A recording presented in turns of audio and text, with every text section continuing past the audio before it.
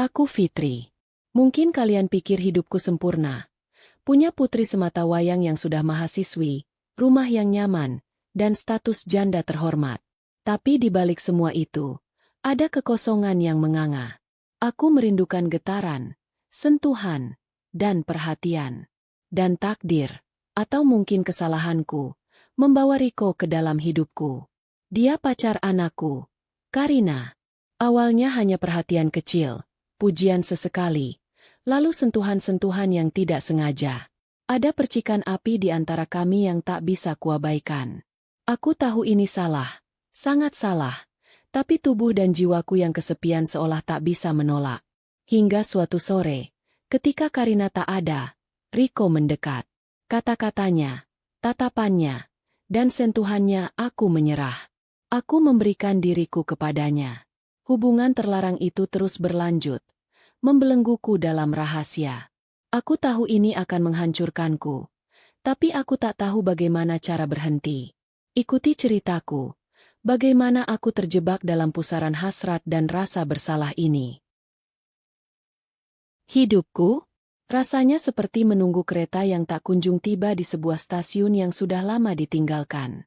Namaku Fitri, dan di usiaku yang kepala 4 ini, aku merasa selesai. Bukan dalam artian buruk. Tidak.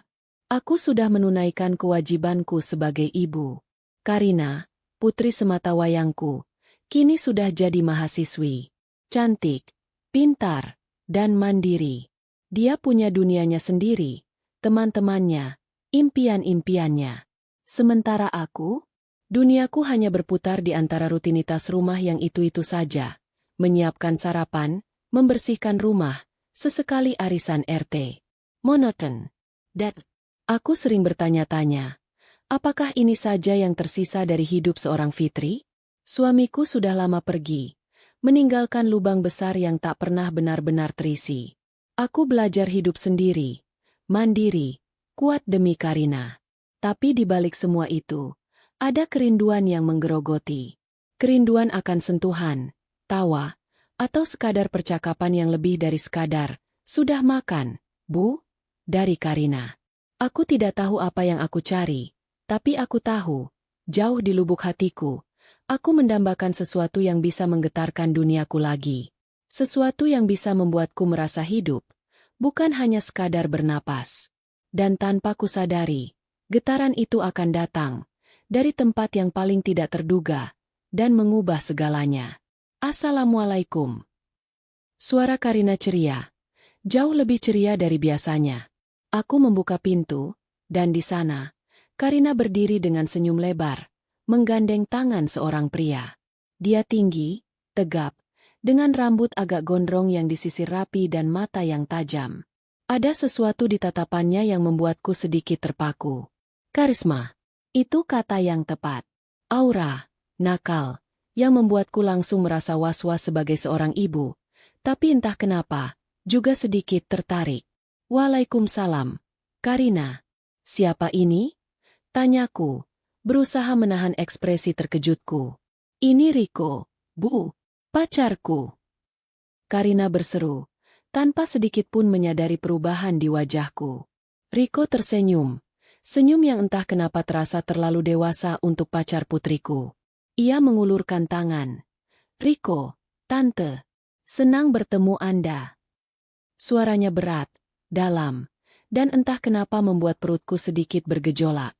Aku menjabat tangannya, dan sentuhannya terasa hangat, mantap. Kami duduk di ruang tamu. Karina sibuk bercerita tentang bagaimana mereka bertemu di kampus, betapa Riko itu lucu banget, dan bagaimana mereka punya banyak kesamaan. Aku hanya mendengarkan, sesekali menanggapi seadanya, tapi mataku sesekali melirik Riko.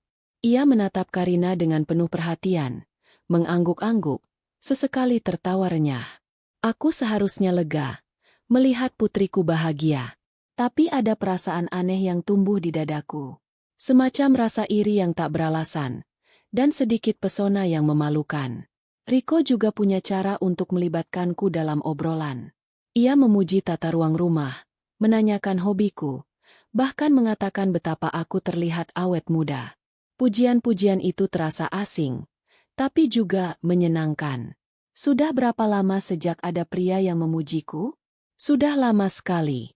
Aku tersenyipu malu, dan aku membenci diriku sendiri karena merasa senang akan hal itu. Karina tidak menyadari apa-apa, sibuk dengan dunianya sendiri. Ketika mereka akhirnya pamit, Riko menatapku lagi. Senyumnya sedikit berbeda kali ini, lebih personal. Tante Fitri, lain kali Riko main lagi ya? Kopi buatan tante enak sekali. Aku hanya mengangguk.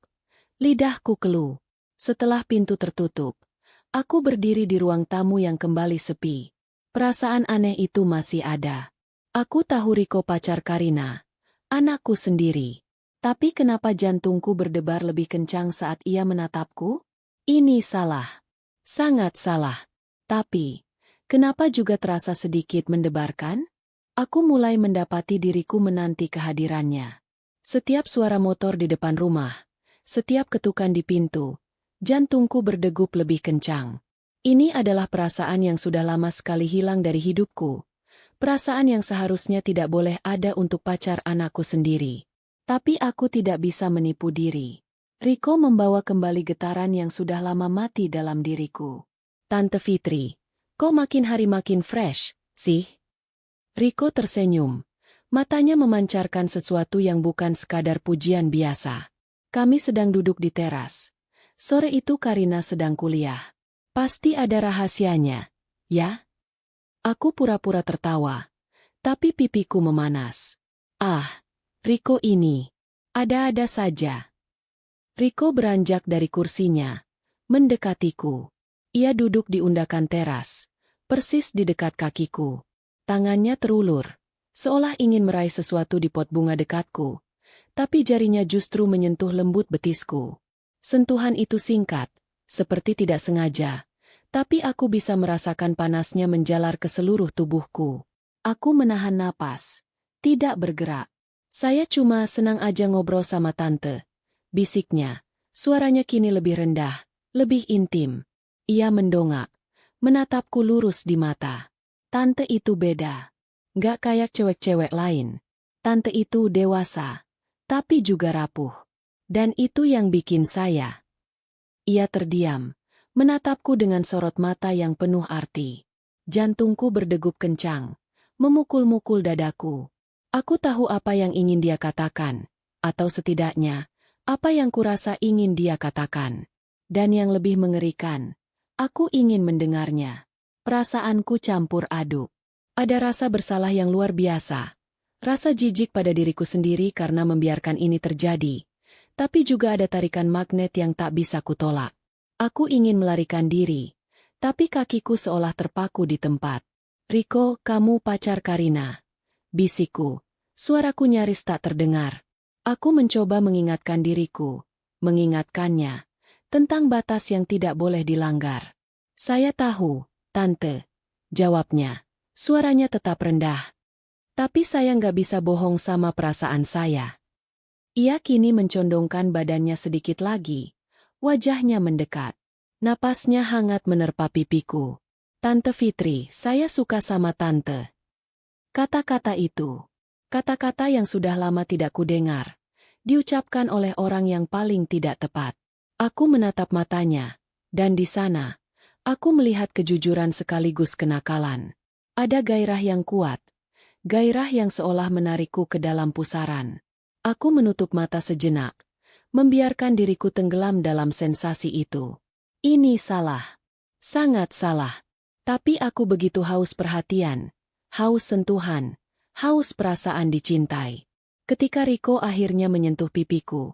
Lalu membelai rambutku. Aku tidak menolak. Saat bibirnya mendekat. Aku membiarkannya. Ciuman itu asing. Tidak seperti ciuman seorang suami. Ini ciuman seorang pria muda yang penuh gairah. Yang tahu apa yang dia inginkan.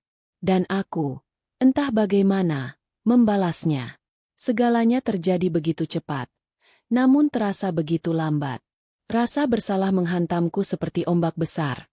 Tapi di saat yang bersamaan, ada letupan kecil kebahagiaan yang memalukan. Aku membenci diriku karena merasa puas.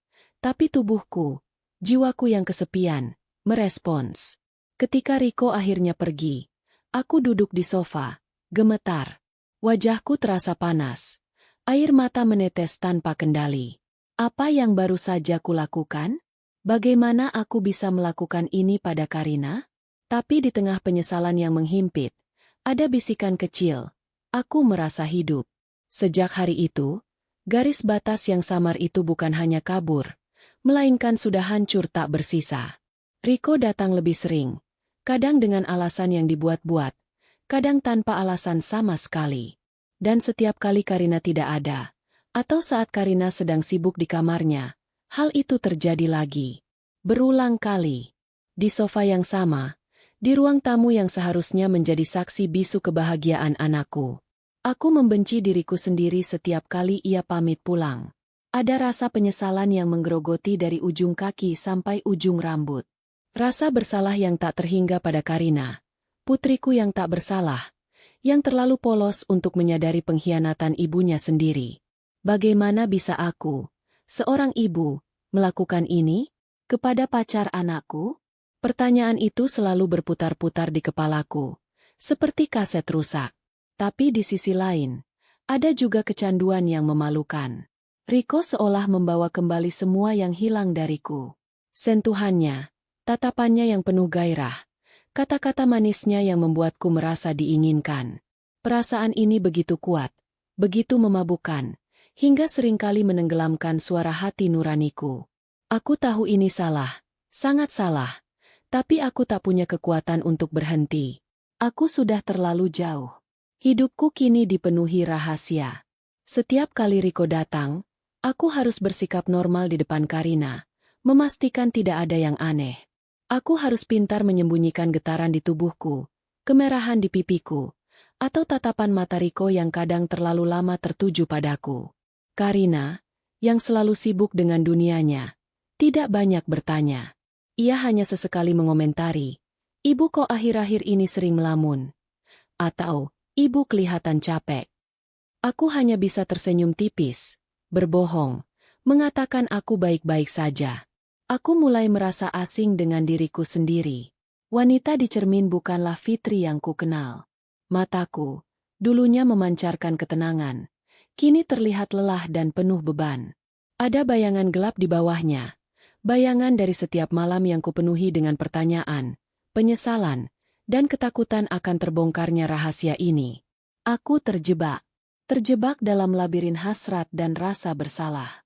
Riko memang memberiku apa yang kuinginkan, perhatian, sentuhan, perasaan diinginkan. Tapi harga yang kubayar terlalu mahal, kedamaian batinku, kehormatanku sebagai seorang ibu, dan risiko kehancuran hubungan dengan putriku sendiri. Setiap hari adalah perjuangan. Aku tahu ini tidak bisa terus berlanjut. Ini akan meledak suatu hari nanti, dan saat itu terjadi, segalanya akan hancur. Tapi bagaimana cara mengakhirinya? Bagaimana aku bisa melepaskan diri dari Riko, dari pesonanya, dari kenikmatan sesaat yang dia berikan, tanpa menghancurkan segalanya? Aku berdiri di depan cermin, menatap wanita yang tak kukenal itu, dengan pertanyaan besar menggantung di udara. Sampai kapan rahasia ini akan membelengguku? Dan apa yang akan terjadi jika Karina tahu? Malam ini, seperti malam-malam sebelumnya, aku kembali merenung. Cahaya bulan membanjiri teras, tapi tidak cukup terang untuk menerangi kegelapan dalam diriku. Setiap sentuhan Riko, setiap bisikan gairah, kini terasa seperti bara api yang membakar, meninggalkan luka yang tak terlihat. Luka di hatiku, luka di jiwaku sebagai seorang ibu.